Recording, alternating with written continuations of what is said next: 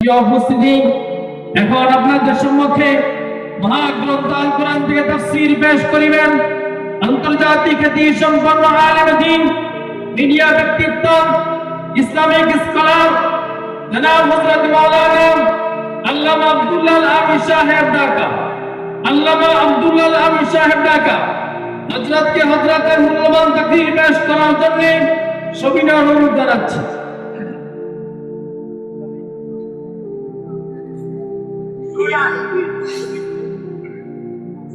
السلام عليكم ورحمة الله وبركاته.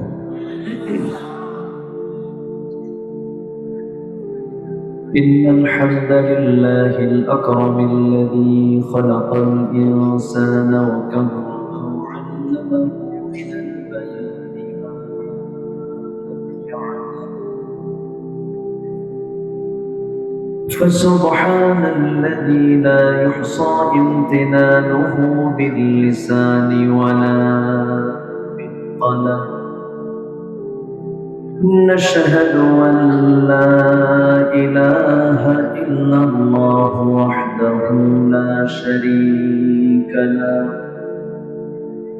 ونشهد أن سيدنا وحبيبنا ومولانا محمدا عبده ورسوله الذي أرسله بالحق بشيرا ونذيرا وداعيا إلى الله بإذنه وسراجا منيرا. فقد قال الله تعالى في كلامه المجيد وفرقانه الحميد: أعوذ بالله من الشيطان الرجيم. بسم الله الرحمن الرحيم. إن الله وملائكته يصلون على النبي يا أيها الذين آمنوا صلوا عليه وسلموا تسليما. اللهم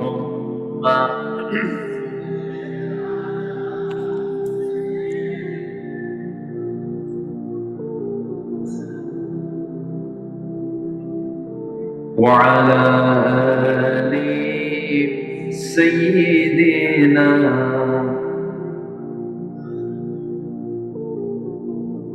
একটু আওয়াজ দিয়ে নবীর প্রেমে মাতোয়ারা হয়ে জবান খুলে সবাই বলুন আল্লাহুম্মা সাল্লি আলা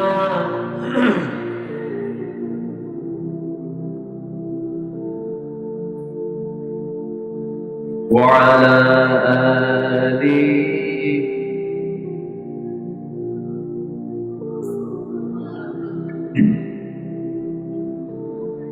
প্রাণের অধিক বেশি জানতা রাহমাতাল লিল আলামিন। জানো কি তোমারা তাহার নাম রাহমাতাল লিল আলামিন। অসহায়ের বুকে যে জন গোপনে করে সার দুরূদ পড়ে সুবহে ও শাম রাহমাতাল লিল আলামিন।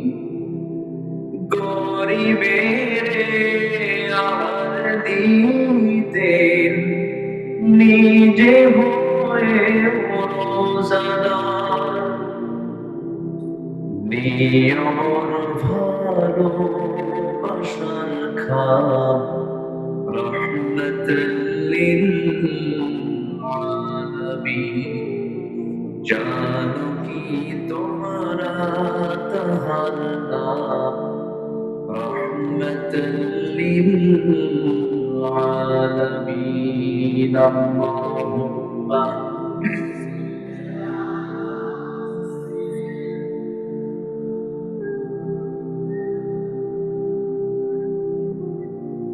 وعلى آل سيدنا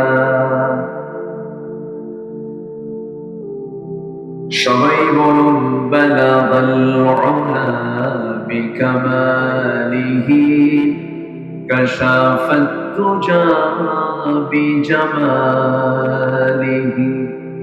হাসনাত জামিউ খিসালিহি সাল্লু। সবাই বলি সাল্লাল্লাহু আলাইহি ওয়াসাল্লাম।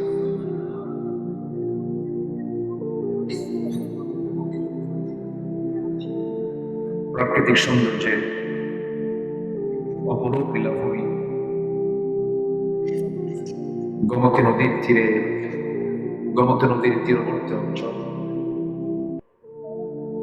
কুমিল্লা জেলার বড়িচং উপজেলার নামতলা দক্ষিণপাড়া শাহী মসজিদ মাহফিল ইন্তেজামি কমিটি কর্তৃক আয়োজিত Namtala smart village development club NSVDC এর সৌজন্যতায় সহযোগিতা আয়োজিত আজকের এই বার্ষিক ওয়াজ মাহফিল 2026 মহত আয়োজনের সম্মানিত সুযোগ্য সভাপতি জনাব জাকির হোসেন সাহেব, চেয়ারম্যান 3 স্টার মিশন। আজকের মাহফিলের বরেণ্য অতিথি, বরেণ্য আলোচক, আমার খুব কাছের, আমার খুবই প্রিয়, হাসি খুশি মানুষ। একই জনপদেই আমরা কথা বলি। মুহাদ্দিস রফিকুল্লাহ আফসারী হাফিজাহুল্লাহ। আজকের মাহফিলের বরেণ্য অতিথিবৃন্দ, সামনে উপস্থিত দূরের কাছের বিভিন্ন স্থান থেকে ছুটে আসা কালিমার ঝান্ডাবাহী, তাওহীদের পতাকাবাহী, দ্বীন ইসলামের নতশারতুল বীর মুজাহিদ, প্রাণ প্রিয় সম্মানিত দ্বীনী ভাইরা, আড়ালে বসে আছেন শ্রদ্ধেয়া সম্মানিত মা। আলোচনার সূচনায় আনুষ্ঠানিকতার মধ্য দিয়ে আমার পক্ষ থেকে আবারও দিল খোলা সালাম, আসসালামু আলাইকুম ওয়া রাহমাতুল্লাহি তাআলা ওয়া বারাকাতুহু। সবাই কেমন আছেন? সবাই কেমন আছেন? ভালো আছি, এটাই তো সবচেয়ে বড় পাওয়া।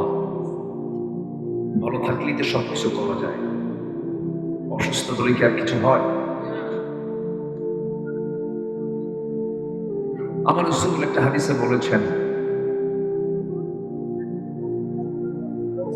যখন তুমি অসুস্থ হওয়ার পূর্বে সুস্থতাকে গনিমত মনে করো। ইগতানিম খামসান ক্বাবলা খামসিন, শাবাবাকা ক্বাবলা হারামিক, সিহহাতাকা ক্বাবলা মারাদিক, গিনাকা ক্বাবলা ফাকরিক, ফিরাগাকা ক্বাবলা শুগলিক, হায়াতাকা ক্বাবলা মাউতিক, আও কামা ক্বালা আলাইহিস সালাতু ওয়াস সালাম। এর মধ্যে একটা পয়েন্ট হচ্ছে, অসুস্থ হওয়ার পূর্বে সুস্থতার হক আদায় করো, এটাকে গনিমত মনে করো। এই যে ঠান্ডায় আমরা বসে আছি, মাটিতে বসে আছি, অসুস্থ হলে কি এখানে আসার কোনো সুযোগ হতো? হতো না। আমরা যেখানে বসে আছি, বলুন তো এই জায়গাটা কি শুধু দামি না অনেক দামি? শুধু মূল্যবান না অনেক মূল্যবান? পৃথিবীর কেউ এটার মূল্য দিতে পারবে? কোনো তুলনাই চলবে না। এত মূল্যবান একটা জায়গায় রূপ নিয়েছে এখন এই ময়দানটা। এই ময়দানটা এতটাই বরকতময় এখন, কারণ এই ময়দানে সাজানো যত দৃশ্য আমরা দেখছি, মূল উদ্দেশ্য হলো কোন কিতাবকে কেন্দ্র করে? কোরআনকে কেন্দ্র করে আজকের এই সবকিছু, এই আয়োজন। সম্মানিত ভাইরা, এই কোরআন এত বেশি পড়া হয়, এই জন্য এই কিতাবের নামই হলো কোরআন। ফুআলান এর ওজনে এসেছে সবচেয়ে বেশি পড়া হয় এমন কিতাবের নাম কি? কোরআন। এটার মূল মাদ্দা হচ্ছে কফ র হামজা। এখান থেকে ফুআলান এর ওজনে কোরআন, অর্থাৎ বহুল পঠিত, সবচেয়ে বেশি রিসাইট করা হয়, সবচেয়ে বেশি তেলাওয়াত করা হয় পৃথিবীতে একটাই কিতাব, যেটা 24 ঘন্টার প্রত্যেকটা সেকেন্ড তেলাওয়াত হচ্ছে, কিরাআত হচ্ছে। তার নাম কি? কোরআন কারীম। কোরআন কারীম। আমাদের সবাই দেখছেন কোরআন শরীফ। শরীফ শব্দটা কোরআনে কারীমের কোথাও নাই। কোরআন মাজিদ আছে, আর ইন্নাহু লাকুরআন কারীম, বল হুয়া কোরআন মাজিদ ফি লাওহিন মাহফুজ। সেই কালামে হাকিম আল্লাহ তাআলা আমাকে আপনাকে দিয়েছেন, খুব দয়া করে জোরে বলি সুবহানাল্লাহ, জোরে বলি সুবহানাল্লাহ। কোরআন যদি না নিতেন আমরা জান্নাতের রাস্তা চিনতাম। কোরআন যদি না নিতেন জাহান্নাম কোন দিকে যেতে হবে তাও চিনতাম। কোরআন এমন একটি ম্যাপের নাম, যে ম্যাপে ভালো করে যদি আমরা সার্চ দিতে পারি, এই ম্যাপ দিয়ে বান্দা জান্নাতের লাইনও দেখতে পাবে, জাহান্নামের লাইনও দেখতে পাবে, সুস্পষ্ট একটা। আবার গুগল ম্যাপ মনে করে এটা হচ্ছে জান্নাত চেনা এবং জাহান্নাম চেনার একটা মানচিত্র। জোরে বলি সুবহানাল্লাহ, জোরে বলি সুবহানাল্লাহ। এই কোরআনকে আবার আরেক জায়গায় তুলে ধরা হয়েছে ফুরকান। কি বলে বলেন তো? ফুরকান। সূরার নাম কি? ফুরকান। আল্লাহ রাব্বুল আলামিন বলেন, তাবারাকাল্লাযী নাযালাল ফুরকানা আলা আবদিহি লিয়াকুনা লিল আলামিনা নাযীরা। অতীব বরকতময় সেই মহান প্রভু, যিনি তার বান্দাকে ফুরকান দিয়েছেন। ফুরকান তো তাকে বলা হয় যা নিয়ে সত্য মিথ্যার পার্থক্য সৃষ্টি করা হয়েছে কিতাব, তার নাম হলো কোরআন। ফুরকান। একজন ব্যক্তির নাম ফারুক ছিল, একজন সাহাবীর নাম ফারুক। কোন সাহাবী? বলেন বলেন বলেন। একজন ব্যক্তির নাম ফারুক। উনি হক এবং বাতিলকে সুস্পষ্ট করে সবসময় উপস্থাপন করতেন, এর জন্য তার উপাধি কি? ফারুক। আর কোরআনের আরেকটা নাম কি বলুন তো? ফুরকান। বলেন কি? বলেন বলেন বলেন কি? ফুরকান। আল্লাহ পাক এই ফুরকান শব্দটা আরেক জায়গায় বলেছেন, শাহরু রমাদানাল্লাযী উনজিলা ফীহিল কুরআন হুদাল লিন-নাসি ওয়া বায়িনাতিন মিনাল হুদা ওয়াল ফুরকান। জোরে বলুন আল্লাহু আকবার। আমি কোরআনটাকে সত্য মিথ্যার পার্থক্য সৃষ্টিকারী হিসেবে কোরআনটা নাযিল করেছি। এখান থেকে একটা বিষয় স্পষ্ট হলো, নামকরণ থেকে একটা বিষয় স্পষ্ট হয়ে গেল। কোরআন দিয়ে শুধু নামাজ হবে না, কোরআন দিয়ে শুধু রোজা হবে না, কোরআন দিয়ে শুধু মসজিদ মাদ্রাসা চলবে না।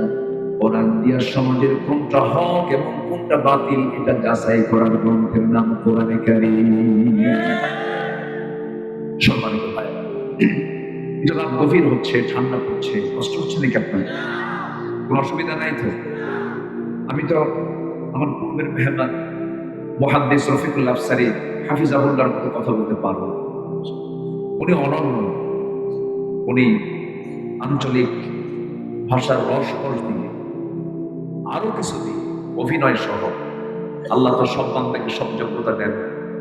আমার মধ্যে সেইটুকুন যোগ্যতা নেই, যেটুকুন যোগ্যতা আল্লাহ তার মধ্যে দান করছেন। অত্যন্ত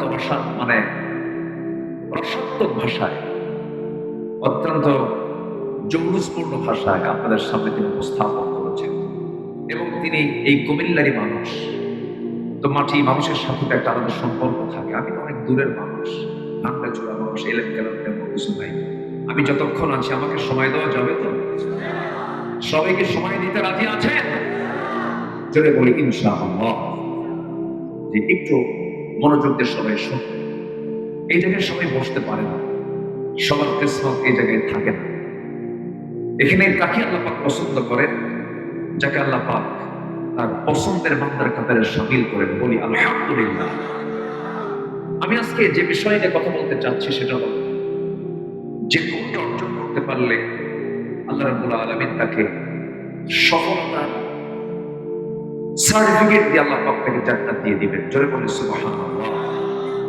আচ্ছা, আমরা কি দুনিয়াতে থাকার জন্য এসেছি না ফিরে যাওয়ার জন্য এসেছি? বলেন, থাকার জন্য না ফিরে যেতে? কি থাকতে না ফিরে যেতে? কোথায়? কবরে? বলেন, কোথায় ফিরে যেতে? বলেন, আমরা কি কবর থেকে আসছি? আসছি কোন জায়গা থেকে? বলেন, বাসার থেকে তো ঠিক আছে। জান্নাত থেকে। বলেন, কোন জায়গা থেকে? বলেন, জান্নাত থেকে। আমার আব্বা আম্মা কোথায় ছিলেন? বলেন। তাহলে আমাদের ফ্যামিলি ব্যাকগ্রাউন্ডের ইতিহাস কি? বলেন। আমাদের সমস্ত থাকার জায়গা কোথায়? বলেন, জান্নাত। তাহলে বাপের ভিটা যে বলে, এটা কি বড়িচং না জান্নাত? বলেন, বাপের ভিটা কোথায় আমাদের? জান্নাত। তাহলে বাপের ভিটার টান থাকার দরকার আছে না? আছে কিনা? বলেন। বাপের ভিটায় যদি যেতে চাই, ফিরে যেতে চাই, তাহলে প্রথম যে মেসেজ নিয়ে এসেছিলেন আমাদের আব্বা জান, সেই মেসেজটা কিন্তু শেষ নবীর পর্যন্ত একই মেসেজ ছিল। সব নবীর মেসেজ দুই রকম না এক রকম। আসতে বলবেন না, দুই রকম না এক রকম। পৃথিবীর প্রথম মানুষের নবী ছিলেন, পৃথিবীর প্রথম মানুষই বড় বিজ্ঞানী ছিলেন, পৃথিবীর প্রথম মানুষই বড় একজন চিন্তাবিদ ছিলেন। আমার বন্ধুগণ, এই পৃথিবীতে আদম ছাড়া কোন মানুষকে আল্লাহ পাক এত জ্ঞান দেন নাই। ওয়াল্লামা আদাম আল আসমাআ কুল্লাহা। আল্লাহ রাব্বুল আলামিন আদম আলাইহিস সালামকে গোটা পৃথিবীর প্রত্যেকটা জিনিসের সঙ্গে পরিচয় করে প্রত্যেকটা জিনিসের নাম সহ তাকে শিক্ষা দিয়েছে। আজকের এই প্রেজেন্ট ওয়ার্ল্ডে কেমন মানুষ আছে নাকি? সব নাম জানা, সৃষ্টির সব পরিচয় তার কাছে আছে না? কিন্তু আমাদের আব্বা জান আদম আলাইহিস সালামকে আল্লাহ রাব্বুল আলামিন গোটা পৃথিবীর সকল কিছুর সঙ্গে তাকে পরিচয় করে দিয়েছে। ওয়াল্লামা আদাম আল আসমাআ কুল্লাহা। সব নামের শিক্ষা দেওয়া হয়েছে। তাহলে আমরা মূর্খ বাবার সন্তান না জ্ঞানী বাবার সন্তান? বলেন, আমাদের বাবা যিনি ছিলেন, আমাদের পিতা যিনি ছিলেন, তিনি কি মূর্খ ছিলেন না অনেক জ্ঞানী ছিলেন? তাহলে জ্ঞানী পিতার সন্তান কি হবে, মূর্খ না জ্ঞানী? জ্ঞানী হবে। যদি বাবার যদি সুসন্তান না হতে পারি, তাহলে এটা আমাদের জন্য বড় দুর্ভাগ্য। কারণ নবীর সন্তান হয়ে তো লাভ নাই। বহুদিন আগে এক মাহফিলে গিয়েছিলাম, তো সেই মাহফিলে এক মেহমান ছিলেন, তিনি একজন পীর সাহেব মানুষ। আমি পীরকে মহব্বত, আবার ভুল বুঝবেন না। তো আমি ওনার সঙ্গে প্রথমে দেখা হলো, সালাম দিলাম। হুজুর, সালাম দিয়ে বললাম কেমন আছে? উনি উত্তরটা ভালো করে নিলেন না, জবাবটা ভালো করে দিলেন না। এরকম সাইডের কিছু লোক কিন্তু আছে কিনা বলেন? সালাম দিলে উত্তর খুঁজে পাওয়া যায়। আমি সালাম দিলাম, উত্তর ভালো করে পেলাম না, জবাব ভালো করে পেলাম। আমি চুপচাপ বসে আছি, যেহেতু উনি কথা বলতে চাচ্ছেন না। তো আমি এক পর্যায়ে বলে ফেললাম, হুজুর দয়া করে বলবেন কি আপনার পরিচয়টা কি, একটু আবার একটু প্রশ্ন। উনি বলছেন, আমি একজন পীরজাদা। পরক্ষণেই আমাকে আবার উনি প্রশ্ন করছেন, আপনি কোথা থেকে এসেছেন, আপনার পরিচয় কি? আমি বললাম, আমি হলাম নবীজাদা। কি জাদা? নবীজাদা। তুমি আমার দিকে মানে অন্যরকম ভাবে এখন তাকাচ্ছে যে আপনি আমাকে এরকম করে বললেন কেন? হ্যাঁ, আপনি যদি পীরের ছেলে যদি পীর জাদা হতে পারেন, আমি নবীর ছেলে, আমি নবী জাদা, দামটা কার বেশি বল? পীর জাদার দাম বেশি না নবী জাদার দাম বেশি? লাভ কি? কোনো লাভ নাই। পীরের ছেলে হয়ে লাভ নাই, কোরাইশ বংশে জন্ম নিয়েও লাভ নাই, এরপরে নবীর বাপ হয়েও লাভ নাই, নবীর সন্তান হয়েও লাভ নাই। তাই যদি হতো নূহ আলাইহিস সালামের ছেলে কেনান নবীর সন্তান হওয়ার পরও কেনানের কপালে জান্নাত না জাহান্নাম? কি নাই? আস্তে কবেন না, কি নাই? ঈমান নাই, ঈমান নাই, জান্নাতও নাই। ইব্রাহিম আলাইহিস সালাম আমাদের কি হন বলেন? উনিও পিতা, আদম পিতা। আমাদের পিতা মোট 5জন। কয়জন বলেন? ইন্নাল্লাহ আস্তাফা আদম ওয়া নূহা ওয়া আলা ইব্রাহিম। আদম আলাইহিস সালাম, নূহ আলাইহিস সালাম, ইব্রাহিম আলাইহিস সালাম দ্বীনি পিতা জনাবে মুহাম্মদুর রাসূলুল্লাহ সাল্লাল্লাহু আলাইহি ওয়াসাল্লাম জন্মদানকারী পিতা। কয়জন হলো? এই 5 পিতার বাইরে আর কাউকে পিতা মনে করা যাবে? আসতে উঠবেন না, যাবে? শ্বশুরকে কি করবেন? চাচা, আঙ্কেল বলেন, আঙ্কেল কবে? আঙ্কেল কবে? বিনা আইনের পিতা হবেন। হ্যাঁ, ফাদার ইন ল তিনি হবেন, আইনের পিতা হবেন, তাকে আব্বা বলতে পারবেন, সমস্যা নেই। তবে নিজের বাবার সামনে বলা যাবে, বেশি বলা যাবে না। নতুন শ্বশুর বা আপনার বাবা আসলে এরকম আছে না? আছে না? নিজের বাপকে বলে যায়, এটা ঠিক। নিজের বাবার সম্মানটা অন্যরকম, নিজের মার সম্মান অন্যরকম। নিজের মা বাবার সঙ্গে পৃথিবীর কোন মানুষের কোন তুলনা হতে পারে না। অতুলনীয় দুজন পৃথিবীতে, একজন হচ্ছেন মা, আরেকজন হচ্ছেন বাবা। এই বাপ আর বাইরে সঙ্গে তুলনা করবে এমন কোন দ্বিতীয় মানুষ পৃথিবীতে নাই। ইব্রাহিম আলাইহিস সালাম এত বড় একজন নবী ছিলেন, তিনি আমাদের আল্লাহ রাব্বুল আলামিন তার ব্যাপারে পরিচয় করে দিয়েছেন। মিল্লাতা আবিকুম ইব্রাহিম ওয়া সাম্মাকুমুল মুসলিমিন। তোমাদের জাতির পিতা কে বলে? জাতির পিতা কে? এই 16 বছর আমাদের কান ঝালাপালা হয়ে গিয়েছে। আসতে গান কেন?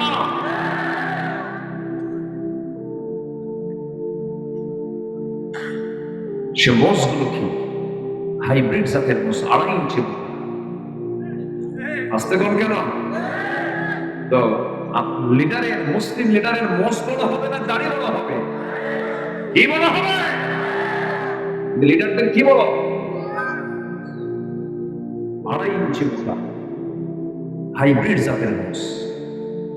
দামের খানের যে জাত আছে না, ওরকম জাতের মোষ। সম্মানিত ভাইরা, নেতা তো তাকেই বানাবো আমরা যে নেতার সঙ্গে আমরা জান্নাতে থাকবো। আসতে কম কেন? নেতার সাথে অবশ্যই হাসরে দেখার সম্ভাবনা আছে না নাই? যদি দেখা না হয় তো মিথ্যা।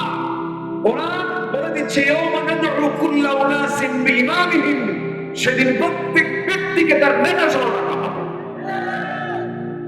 ভাবতেছেন নেতা নিয়ে আপনি দুনিয়া শেষ করবেন? না, নেতা সহ আল্লাহ পাক হাসরে তুলবেন। তুই কোন নেতার নেতৃত্ব মেনেছিস? মনে হয় কষ্ট পাচ্ছেন? আমাদেরকে মন চটলেই আগে পরামর্শ দেওয়া হতো, হুজুর 2 ঘন্টা বক্তৃতায় দুনিয়া বিষয়ক কোনো কথা বলবেন না, আকাশ নিয়ে বলবেন আর কবর নিয়ে বলবেন, দুনিয়া আমরা দেখে নেব। নাউজুবিল্লাহ। এইভাবে 16 বছর তারা চেষ্টা করেছিল, তাদের সে অপচেষ্টাকে আল্লাহ পাক ব্যর্থ করে দিয়েছেন, বুমেরাং করে দিয়েছেন। আমরা একটা মুক্ত মনে কথা বলার পরিবেশ পাচ্ছি।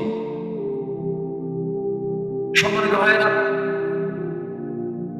কথা বলতে দেয়নি। এখনো কিছু কিছু জায়গায় আমাদেরকে ইঙ্গিত করা হয়, হুজুর রাজনীতি বিষয়ক কোনো কথা না বলাই ভালো, এরকম করে আমাদেরকে পরামর্শ দেওয়া। সম্মানিত বন্ধুগণ, আপনি কুমিল্লা যাওয়ার পথে হোন্ডায় চলেছেন, হোন্ডাটা খাদে পড়ে গেল, আপনার হাতটা ভেঙে গেছে, কবজিতে ভাঙা, আপনাকে ধরে নিয়ে হসপিটালাইজ করা। ডাক্তার আপনার কাছে পেয়ে ডাক্তারকে বলে দিলেন, ডাক্তার মহোদয় আমার খুব কষ্ট হচ্ছে, আমার হাত যেখানে ভেঙে গেছে, কিন্তু ডাক্তার মহাশয় আপনি আমার মাথা থেকে পা পর্যন্ত সব জায়গায় আপনি হাতের ছোঁয়া লাগান, আপত্তি নেই, কিন্তু কবজিতে হাত লাগবে। বলেন তো রোগীর হাত ভাঙলে কি সারবে? সারবে? সারার জন্য আগে হাত দিতে হবে কোথায়? ভালো জায়গায় না ভাঙ্গা জায়গায়? ভালো জায়গায় না ভাঙ্গা জায়গায়? ভাঙ্গা জায়গায় হাত দিলেই চাকরা হবে, নচেত হাত ভালো। এখন দেশে যে সিচুয়েশন, এই সিচুয়েশনে সবচেয়ে জাতি বড় ক্রাইসিস আছে হলো সব যোগ্য নেতৃত্বের সংকটে আছে। এই ব্যাপারে তো মনে হয় কোরআন কোনো কথা বলে না। আসতে বলি কোরআন বলে কিনা? কোরআন যদি বলে আমরা চুপ থাকি, আমাদের বলার দরকার আছে না নাই? আমি ইশারা ইঙ্গিতে বুঝাইয়া দিলাম, আমাদের কথা কোনোদিন বন্ধ ছিল না, বন্ধ হবেও না, বন্ধ করে রাখা যাবেও না। আমার কথা বলেই যাব। এই জাতি রক্ত দিতে শিখেছে, আবু সাঈদ মুগ্ধরা জীবন দিয়েছে, হাদির রক্ত ঝরেছে। একটি সৎ যোগ্য নেতৃত্বের অপেক্ষায় আমার জমিন আছে। আরো যদি রক্ত দিতে হয়, সব যোগ্য শাসক আমরা এই দেশে আমরা দেখতে চাই। রাজি আছেন কারা কারা? হাত উঁচু করে দেখা।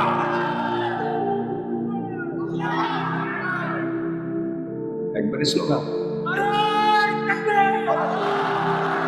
আবু সাঈদ মুগ্ধ, শাসন মুগ্ধ, নারায়ে তাকবীর, কুরাইয়ের হাতিয়া, বিদায় তাকবীর। আল্লাহ কবুল করুন, আল্লাহ কবুল করুন, আল্লাহ কবুল করুন। শরীফ ওসমান হাদি যেদিন জীবন দিয়েছে শুক্রবার, কি বার? শুক্রবার। ছেলেটা হাফেজ কোরআন, মাটা তাহাজ্জুদ গুজার, বাবাটা বড় আলেম দ্বীন, বড় ভাইটা কামিল মাদ্রাসার প্রিন্সিপাল, বউটা 100% একজন খাস পর্দা করে একজন নারী। জীবন দেওয়াটা সহজ না ভাই।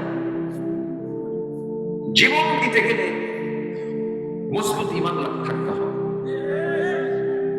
সে বলেছে, আমি জানি আমাকে ওরা মেরে ফেলবে, আমি জানি আমাকে হত্যা করবে, আমাকে গুলি করবে, আমি মরতে রাজি আছি ভাই, কিন্তু আমি মরে গেলে আমার বিচারটা যেন এই জাতি করে, এই জাতি যেন আমার বিচার দেখতে পারে, আমার হত্যার বিচার যেন হয়। এটা তার একটা ওসিয়ত। আজকে মাসাধিক পার হচ্ছে, কোন লক্ষণ নেই, এর মানে প্রমাণ হচ্ছে খাপটি মারা সেই স্বৈরাচাররা এখনো আছে। আসতে বলবেন না আছে না নয়?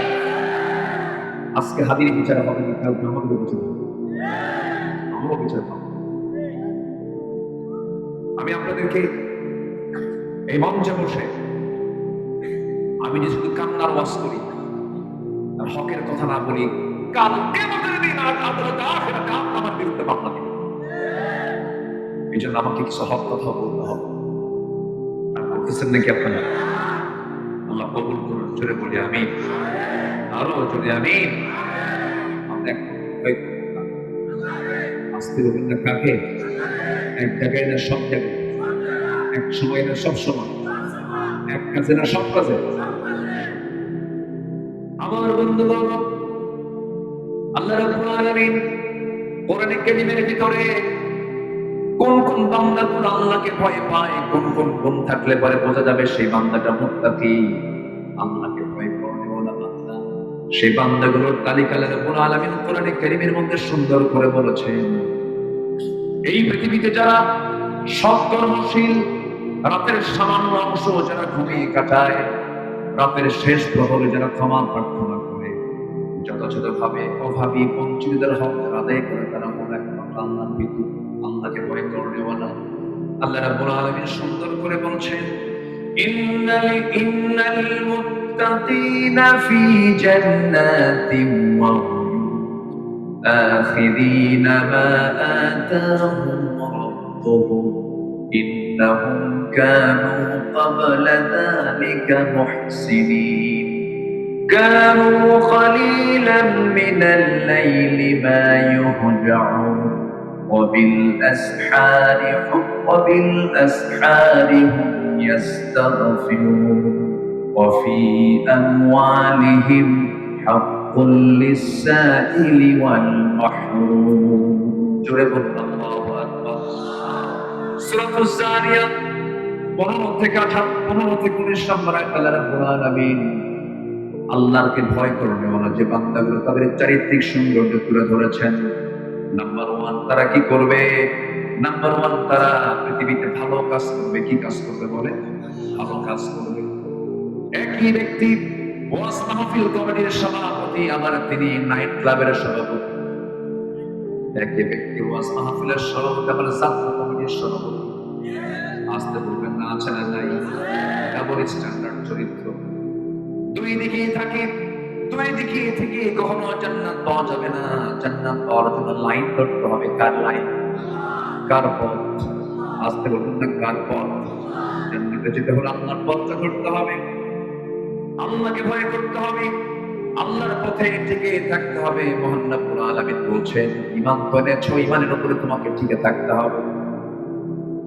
আল্লাহ রাব্বুল আলামিন বলেন, ইন্নাল্লাযীনা ক্বালু রাব্বুনা আল্লাহু সুম্মা ইসতাকামু তাতানাজ্জালু আলাইহিমুল মালাঈকা ألا تخافوا ولا تحزنوا وأبشروا بالجنة التي كنتم توعدون جرب الله أكبر নিঃসন্দেহে যারা বলবে আমার রব আল্লাহ, আমার প্রতিপালক আল্লাহ, আমার আইনদাতা বিধানদাতা আল্লাহ, এই কথা বলবে এবং এই কথার উপরে যারা টিকে থাকবে, মহান রব্বুল আলামিন বলছে এই সমস্ত বান্দার জন্য আমি আল্লাহ নিজেই তাকে জান্নাতের ওয়াদা করেছি। জোরে বলি সুবহানাল্লাহ।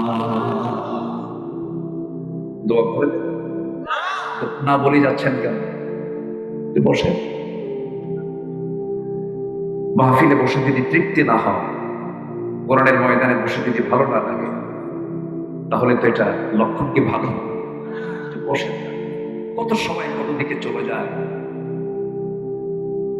কত টাইম কবরে থাকতে হবে, কত সময় আমাদের অপেক্ষা করতে হবে।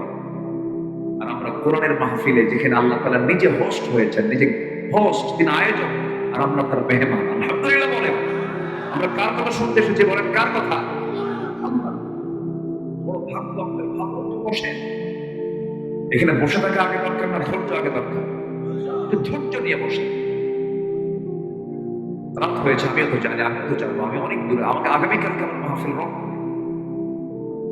আমারও তো পেরেশান আছে, আমিও জানবো। একটু বসে, একটু ধৈর্য ধরি। আমরা কোরআন শুনতে গেলে ধৈর্য লাগে। কি লাগে?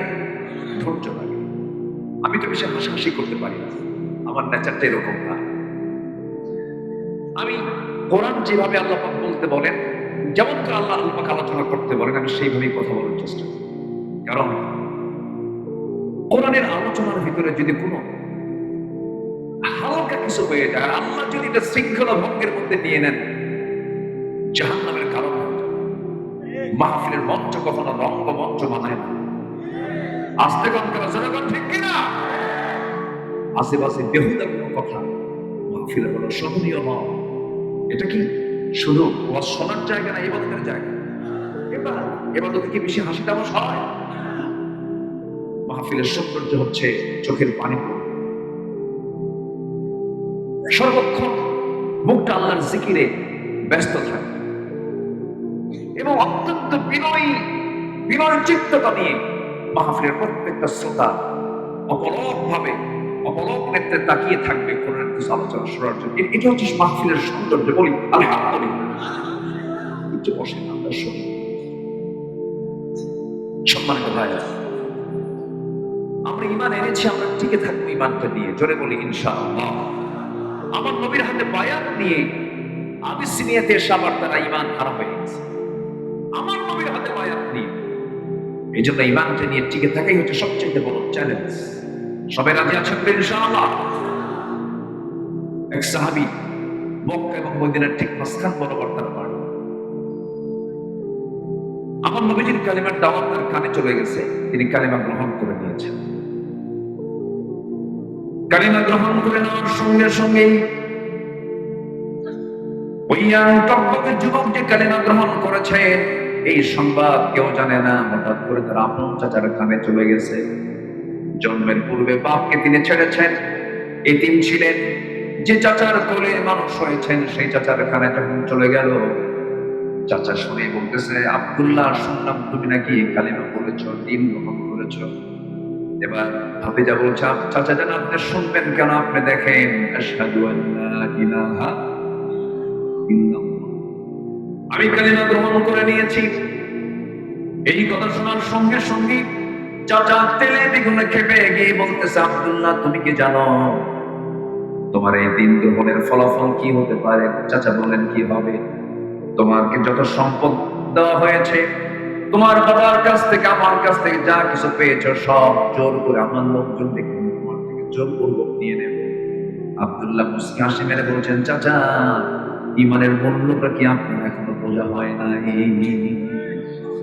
আপনি আমাকে সম্পদ দখলের হুমকি দিচ্ছেন। চাচা না না, আমি আপনাকে আপসিয়ে দিয়ে দেব, যা লাগে আপনি সব নিয়ে নেন। গোটা দুনিয়ার সমস্ত কিছু আমার হাতে যদি তুলে দেওয়া হয়, দুনিয়া নামক সব সম্পদ দিয়ে দিতে রাজি আছে, কিন্তু ইমান বিক্রি করতে রাজি নাই। সুবহানাল্লাহ। আর আমার দেশে এক কাপ চা পেলে পরে ইমান বেঁচে যায়। আছে না নাই? কি সুন্দর করে আফসারি ভাই বললো না, তার কথা ছন্দ আলাদা, সুন্দর করে কেমন করে যেন বুঝায় দিলেন লোকাল ভাষায়, তাই না? অনেক ভালো। একটা চেয়ার, এটা একটা চেয়ার। এই চেয়ারে বসার জন্য দুজন প্রার্থী আছে। এই চেয়ারটা এমন একটা চেয়ার, ক্ষমতার চেয়ার, যেখান থেকে ক্ষমতার প্রয়োগ হবে, বিচার হবে, রায় হবে। কিন্তু এই চেয়ারে বসার জন্য দুজন প্রার্থী আপনার সামনে প্রস্তুত, একজন চোর, একজন আমানতদার। আপনার দায়িত্ব চোরকে চেয়ারে বসানো না আমানতদারকে চেয়ারে বসানো? বলেন, চোর না আল্লাহওয়ালা? আপনি চোরকে বসায় দিলেন। চোর যে ওই দিক থেকে চুরি করা শুরু করলো, সমস্ত চুরি অপরাধের একটা অংশ আপনার আমলনামায় গেছে। ভাবতেছেন শুধু নামাজ পড়ে ইবাদত না, সকল কাছে ইবাদত আছে না নাই? বলেন আসতে বলবেন না, আছে না নাই? আমার বন্ধুগণ, ইমানকে বিক্রি করে দেওয়া যাবে না। ইমান বড় সম্পদ, ইমানের চাইতে বড় সম্পদ না।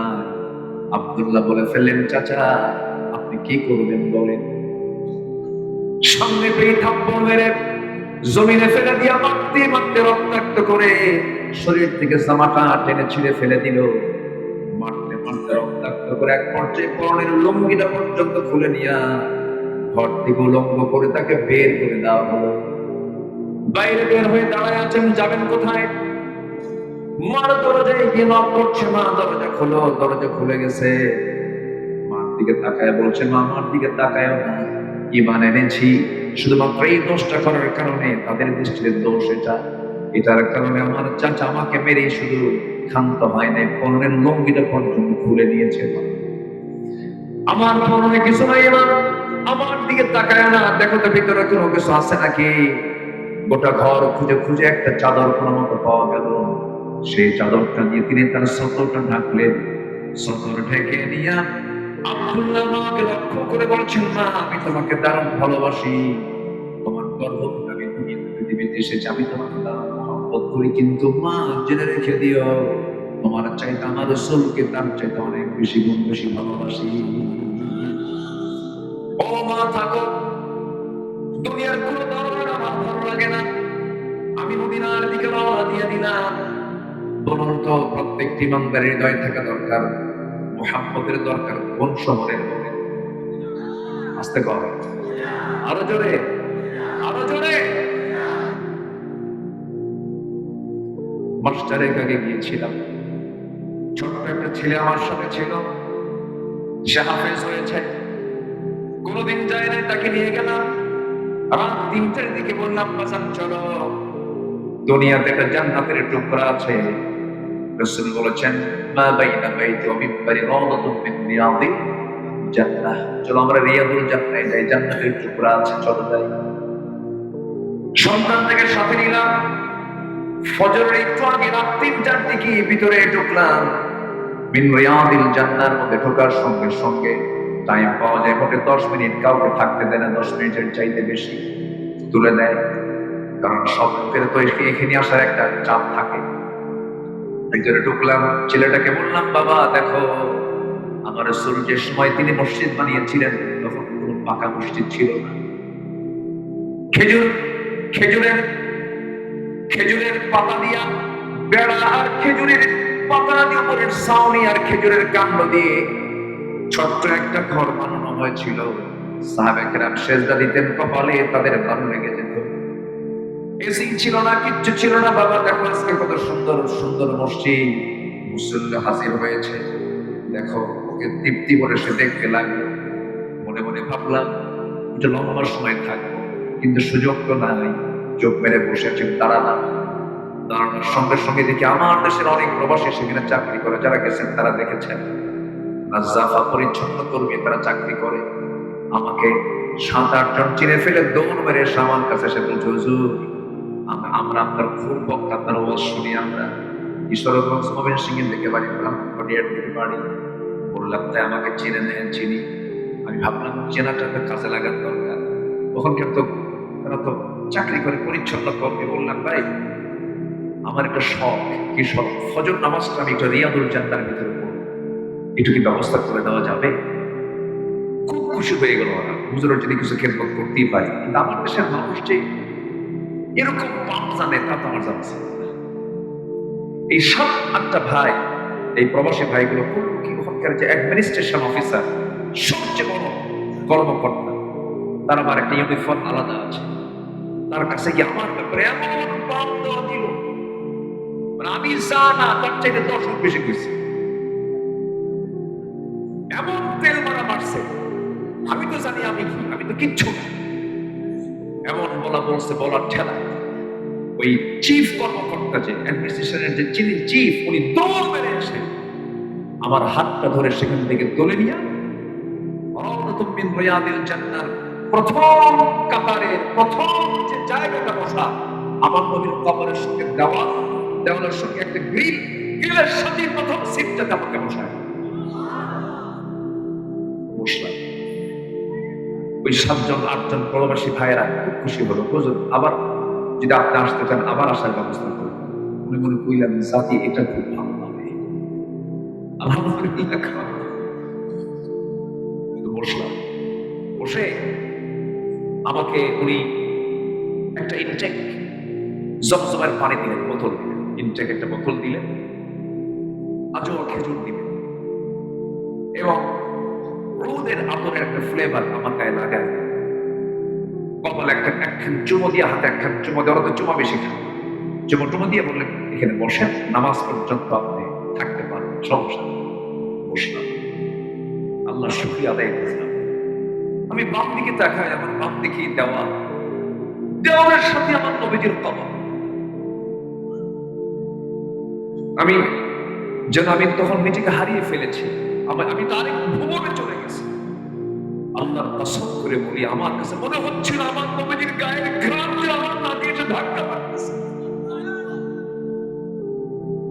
আমার নবীজি 3 হাত 4 হাত করে, আসসালাতু ওয়াসসালামু আলাইকা ইয়া রাসূলুল্লাহ। ডান দিকে তাকায় দেখি আমার নবীজির মিম্বার। আমার নবীজি ঘর থেকে বের হতে মিম্বারে গিয়ে দাঁড়াতেন, মুসল্লায় দাঁড়িয়ে নামাজ পড়তেন। আমি যেখানে বসে আছি ওখানে না হলে আমার রাসূল হাজার বার অসংখ্যবার চলাফেরা করছে। আমি বারবার হাত দিয়ে বারবার শুধু হাতাচ্ছি, বারবার ছোঁয়া নিচ্ছি। আহারে, এই রাস্তা দিয়ে রাসূল কত আসা যাওয়া করছে। সেই দিন ফজরের আগে শুধু একটা দোয়া করেছে, আল্লাহ বিআইয়ি আরদিন তামুত, কোন জমিনে আমার মৃত্যু হবে জানি না, তবে যেদিন আমার মৃত্যু হবে, যে রাতে অথবা যেদিন আমার মৃত্যু হবে তার একদিন আগে তুমি আল্লাহ আমাকে মদিনায় পৌঁছায় দিবা, মদিনায় পৌঁছায় দিবা। এই দোয়াটা আমি করেছি সেই জায়গায়। সম্মানিত ভাইয়েরা, সবার হৃদয়ে থাকতে হবে কোন নগরের নাম, জোরে বলেন কোন নগরের নাম, আরো জোরে। এই ভালোবাসা যার মধ্যে 16 না থাকবে পৃথিবীর কোন ভালোবাসা তার হবে না। জোরে বলেন সুবহানাল্লাহ। রাসূলকে ভালোবাসার দরকার আছে না নাই? আল্লাহ কত দাম দিয়েছেন তাকে। আল্লাহ বলেছেন তুই আমার ভালোবাসা পেতে চাস, আগে রাসূলের আনুগত্য কর, আমার ভালোবাসা পেতে করো। আমার ভালোবাসা তো মিলে যাবে। শর্ত হচ্ছে রাসূলকে আগে আনুগত্য করতে হবে। এক জায়গায় না সব জায়গায়, এক জায়গায় না সব জায়গায়। নামাজে মানবেন, রোজায় মানবেন, দান সদকায় মানবেন, আমলে মানবেন, সুরমায় মানবেন, টুপিতে মানবেন, দাড়িতে মানবেন, জুব্বায় মানবেন, রাষ্ট্রনীতিতে মানবেন না, রাষ্ট্র ব্যবস্থায় মানবেন না, অর্থনীতিতে মানবেন না, ব্যাংকে মানবেন না, সচিবালয়ে মানবেন না, ক্যান্টনমেন্টে মানবেন না। আপনি নবীর উম্মত না, আপনি ভণ্ড, আপনি প্রতারক, প্রতারক, প্রতারক।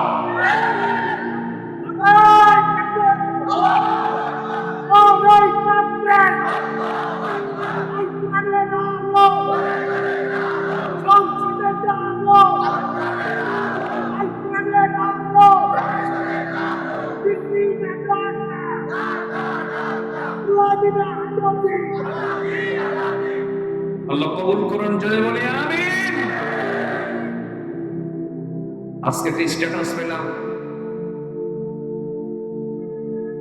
মুআম্মার গাদ্দাফি লিবিয়ার, মনে আছে না? মনে আছে তো? মুআম্মার গাদ্দাফিকে শেষ করা হলো তার মেয়ে, ওমানে নির্বাসিত একজন মহিলা, তাকে ওমানে নির্বাসন দেওয়া হয়েছে। ইরানকে লক্ষ্য করে বলেছেন, সেলুট জানিয়ে বলেছেন, সাবাস ইরানবাসী, আপনারা আপনাদের পারমাণবিক যে কর্মসূচিগুলো এটা চালিয়ে যান, কারোর কাছে মাথা নত করবেন না, কোন আধিপত্যবাদকে প্রশ্রয় দিবেন না।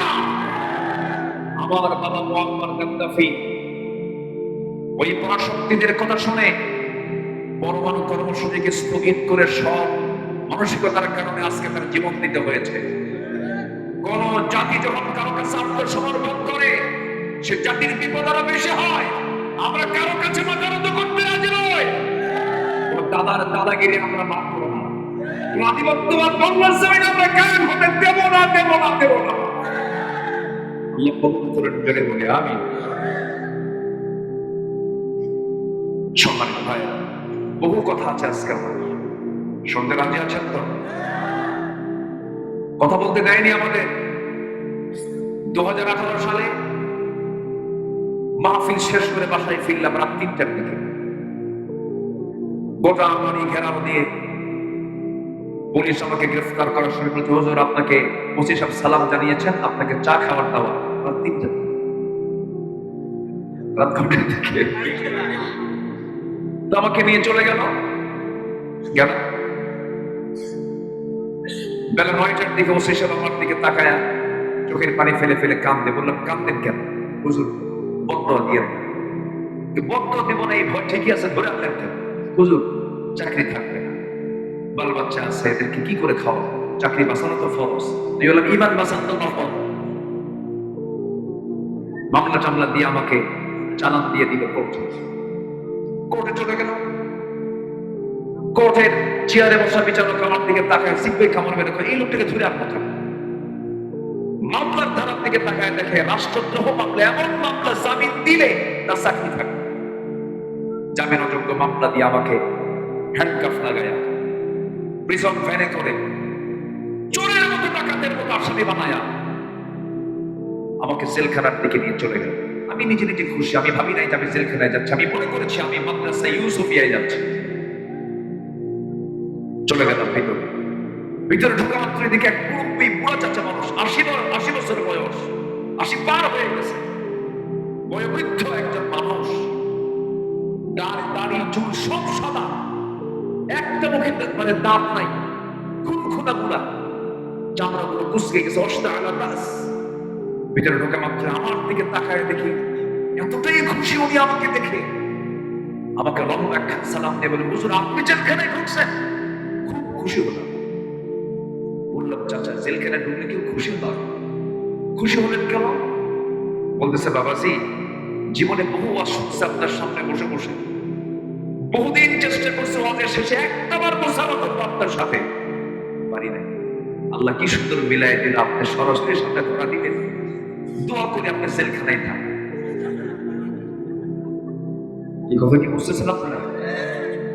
তো বললাম, চাচা, তো ভাবলাম না চাচা দেখে ঠোঁট কাটা মানুষ, যে মজা। চাচা আপনি কেন জেলখানায়? বলতেছে, বাবা বোমা মামলা, মানে ওনার নামে দিছে বোমার মামলা। বলেন তো 80 বছরের এক বুড়ো লোকের নামে যদি বোমার মামলা দেয়, উনি কি বোমা হাতে নিয়ে জায়গায় ফেলবে না মাথায় ফেলবে? এই ছিল 16 বছরের চিত্র। এমন ফ্যাসিস্ট আর বাংলার জমিনে যেন না, সেটার জন্য আমাদেরকে পাহারা দিতে হবে। আমাদের পাহারা দেওয়ার দরকার আছে না নয়? সেই পাহারা দেব হলো তাকওয়ার গুণ নিয়ে। কিসের গুণ নিয়ে? আমরা ভয় করবো একমাত্র কাকে? আসতে হলে না কাকে ভয় করবো? তাহলে আমাকে কেউ ভয় দেখাতে, কেউ আমাকে বাঁচাবে না। যারা পুরুষ হয়েছিল দিল্লিও তাদেরকে বাঁচাতে পারে নাই, পেরেছে? সব শেষ হয়ে যাবে, সব ক্ষমতা কারো থাকবে না, একমাত্র ক্ষমতা থাকবে চিল্লায় বলুন আল্লাহর ক্ষমতাই টিকসই, আল্লাহর ক্ষমতাই থেকে যাবে। ওই আব্দুল্লাহর কথা বলছিলাম, বলছেন, মা আমি তোমাকে ভালোবাসি, কিন্তু আমার নবীর চাইতে বেশি নয়। সুবহানাল্লাহ, সুবহানাল্লাহ। মা থাকো, আমি চলে গেলাম, আবার আসবো, তোমার সঙ্গে দেখা করবো। কিন্তু আর দেখা করা হয় নাই। ওই আব্দুল্লাহ চলে গেলেন মদিনায়। প্রচন্ড শীত সেই সময়, আরব ভূখণ্ডে কিছুকাল শীত থাকে, 2-3 মাস 4 মাস পর্যন্ত শীত থাকে। কিন্তু সুমন ভাই কই আছেন? সুমন ভাই মিশরে থাকে। সুমন ভাই তিনি বললেন, আমাদের মিশরে 6 মাস শীত থাকে।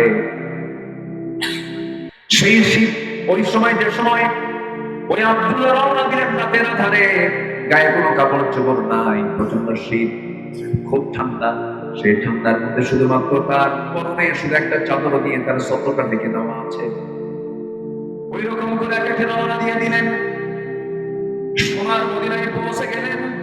নবীর সামনে চলে গেছেন, দরজার সামনে চলে গেছেন। দরজার সামনে গিয়ে আস্তে করে দরজায় করাঘাত করছেন, দরজায় নক করছেন। দরজায় নক করার সঙ্গে সঙ্গে দরজা খুলে গেল। নবীর সামনে যখন সাহাবী পড়ে গেছেন, আমার নবী আশ্চর্য হয়ে বলছেন, সাহাবী পরনের কাপড় ছাড়া কোনো গায়ে কোনো কাপড় চোপড় নেই, আমি একটু দেরি করো। ভিতরে চলে গেলেন। ভিতরে যাওয়ার পরে নবীজির ব্যবহারিকার সবচেয়ে সৌন্দর্যটা জুব্বা আস্তে করে বের করলেন। বের করে বাইরে এসে বলছে, আব্দুল্লাহ জুব্বা পরো, ঠান্ডা লেগে যাবে, কাপড়টা তাড়াতাড়ি পরে নাও। জুব্বা পরাইয়া দিলেন। এরপরে রাসূল বলছেন, আব্দুল্লাহ এমন অবস্থা কেন হয়েছে, কি হয়েছে বলো তো? এবার সাহাবী চোখের পানি ফেলতে ফেলতে বলছেন, ইয়া রাসূলুল্লাহ শুধুমাত্র ঈমান এনেছি, কারণ আমার চাচা আমাকে ঘর থেকে বের করে দিয়েছে, সমস্ত সম্পত্তি থেকে বাহান্ন করেছে। আমার নবীর সাহাবীকে বুকের মধ্যে তুলে নিয়া নবীর সুগন্ধি লাগায় দিয়া নবী তার কপালে চুম্বন রেখে দিয়ে বলছে, আব্দুল্লাহ চিন্তা করো কেন, তোমার চাচা তোমাকে বস্ত্রহীন করে ঘর থেকে বের করে দিয়েছে, আর আল্লাহ রাসূল তোমাকে তারা নিজের জুব্বা মোবারক তোমাকে দান করে তোমাকে ঢেকে দিয়েছে। যেরকম সুবহানাল্লাহ, কোনো চিন্তা নাই, কোনো পেরেশানি নাই। আব্দুল্লাহ কোরআন নাও, কোরআন নিয়ে চলে যাও, আসহাবে সুফায় চলে যাও, কোরআন পড়ো। আব্দুল্লাহ কথা বলে, হুজুর বলেন কি বলবেন, তুমি কি চাও? আমি ভাই আল্লাহর কাছ থেকে চেয়ে নেব। সুবহানাল্লাহ, তুমি কি চাও বলো। আব্দুল্লাহ দুনিয়ার কোনো কিছু চাইলেন না। আব্দুল্লাহ বলছেন, ইয়া রাসূলুল্লাহ আমার জন্য আল্লাহর কাছে যদি কিছু চান, জাকাতি আমি চাই না, ব্যবসা চাই না, বাণিজ্য চাই না, দুনিয়ার কোনো সম্পদ আমি চাই না, আমি আপনার কাছে সেটাই চাবো, সবচেয়ে শ্রেষ্ঠ মওত, শহীদের মওত যেন আল্লাহ পাক আমাকে দান করেন। আমি শহীদ হয়ে দুনিয়া থেকে বিদায় নিতে চাই, কারণ শহীদের শাহাদাতটা যদি কবুল হয়ে যায়, এই দুনিয়া থেকে বিদায় নেবে, সরাসরি সে জান্নাতে চলে যাবে। আমি এটাই চাই।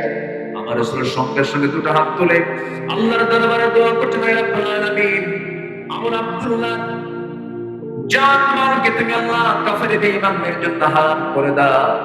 এই দোয়া করার সঙ্গে সঙ্গে আব্দুল্লাহর মুখ খারাপ, রাসূল দোয়া সম্পন্ন করে বলছে, আব্দুল্লাহ তোমার চেহারা ফ্যাকাশে হলো কেন, কি হয়েছে তোমার, তুমি মন খারাপ করেছো কেন? হুজুর আমি দোয়া চাইলাম কি আপনি দোয়া করবেন এটা কি?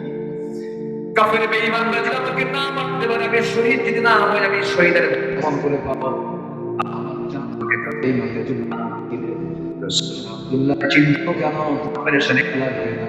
ওয়া ইম্মা তাআলা ফিরাশিহি, কোন বান্দার যদি হৃদয়ে শাহাদাতের কামনা যদি লালন থাকে, যদি ইতনা হয়ে থাকে, রব্বুল আলামিন তাকে ইজের জোর আল্লাহ রব্বুল আলামিন তাকে আমল দিয়ে দেয়। আল্লাহ চিন্তা করুন, কোরআন হাতে নিয়ে তিনটাকে সামনে করে জোরে জোরে করে পড়ছেন, চোখে পানি ফেলে ফেলে কোরআন সবাই সেরে পড়তে হুজুর।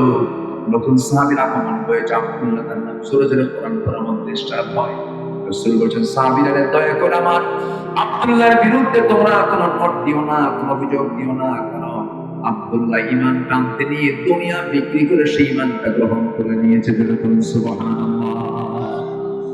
আব্দুল্লাহকে বাধা দিও না তোমরা। বহুদিন মদিনায় সময় কেটে গেল, হঠাৎ করে একদিন আমার নবী ভোরবেলা সকালবেলা সাহাবায়ে কেরামকে বলছেন, সাহাবীরা যুদ্ধের ডাক এসেছে, চলো যুদ্ধে যেতে হবে। নবীজি রওনা দেওয়ার শুরুতে রাসূল বললেন, ওই আমার আব্দুল্লাহ কোথায়? আব্দুল্লাহর সামনে দাঁড়ায় বলল যে এই যে আমি আব্দুল্লাহর সামনে দাঁড়ায় গেছি, চলো যাব খুশি সাথে। যুদ্ধ শেষ হয়ে গেল, অভিযান শেষ হওয়ার মদিনাকে ব্যাক করলেন। নবীর কাছে সংবাদ আসলো, ইয়া রাসূলুল্লাহ, আপনার পরিবার সাহাবী আব্দুল্লাহ অসুস্থ। আমার নবীজি বলছেন, 100% সেবা শুশ্রূষা নিশ্চিত করো, আমার আব্দুল্লাহর জন্য তোমরা সেবায় লেগে যাও। দিন দিন পর নবীর কাছে রিপোর্ট আসলো, ইয়া রাসূলুল্লাহ, আব্দুল্লাহ বেঁচে নাই। আমার নবীজি এতটাই মন ক্ষুণ্ণতা প্রকাশ পেল, নবীজির চক্ষু বেয়ে টপ টপ করে পানি পড়ছে, শোকাহত হয়ে পড়েছেন আমার রাসূল।